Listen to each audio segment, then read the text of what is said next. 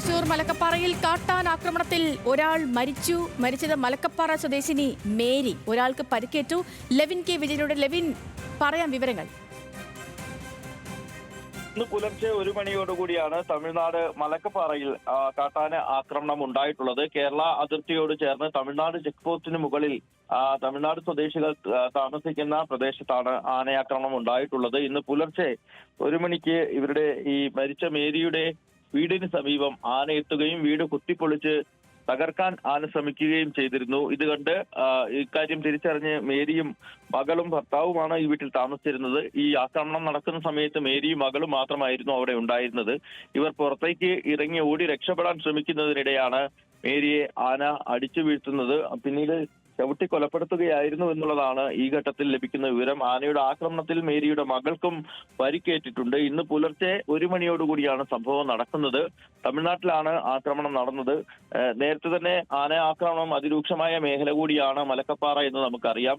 കേരള തമിഴ്നാട് അതിർത്തിയോട് ചേർന്ന വിവിധ സ്ഥലങ്ങളിലായി ആനകൾ പതിവായി എത്തുകയും ജനവാസ മേഖലകളിലേക്ക് അടക്കം ഇറങ്ങി ആക്രമണം നടത്തുകയും ചെയ്യുന്നത് മുൻപും വാർത്തകളായിരുന്നു. അത്തരത്തിൽ അതുതന്നെയാണ് ഇത്തവണയും ഉണ്ടായിട്ടുള്ളത്. പുലർച്ചെ നടന്ന ആക്രമണമായതുകൊണ്ടും തമിഴ്നാട്ടിലായതുകൊണ്ടും കൂടുതൽ വിവരങ്ങൾ ലഭ്യമായി വരുന്നതേയുള്ളൂ. മരിച്ച മേരിയുടെ മകളുടെ പേരും ഇനിയും നമുക്ക് ലഭ്യമായിട്ടില്ല. ഏതായാലും പോലീസും വനപാലകരും അടക്കം അവിടെ എത്തിയിട്ടുണ്ട്. നടപടിക്രമങ്ങൾ നടത്തുന്നതിന് വേണ്ടിയുള്ള നീക്കങ്ങൾ ആരംഭിച്ചിട്ടുണ്ട്. അത്യന്തം ദൗർഭാഗ്യകരമായ ഒരു സംഭവമാണ്.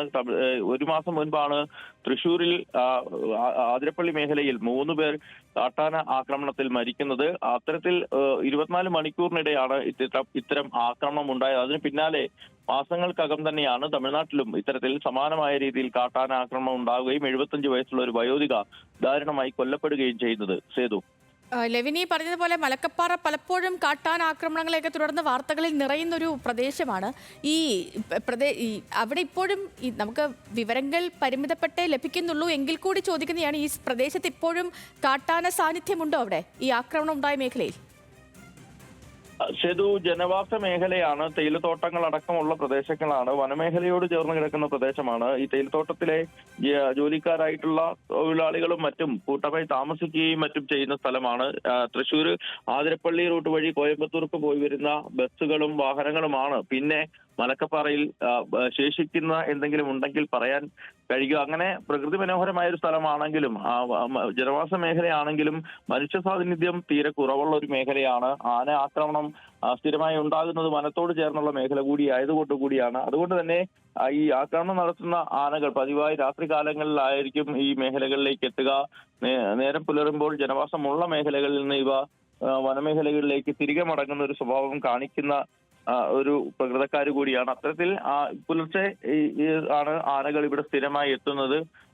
ഭക്ഷിക്കുകയും അല്ലെങ്കിൽ സാധനങ്ങളും മറ്റും അവർക്ക് ആവശ്യമായ സാധനങ്ങൾ. തൃശൂർ മലക്കപ്പാറയിലാണ് കാട്ടാൻ ആക്രമണത്തിൽ ഒരാൾക്ക് ജീവൻ നഷ്ടപ്പെട്ടിരിക്കുന്നത്. മലക്കപ്പാറ സ്വദേശിനിയായ മേരിക്ക്.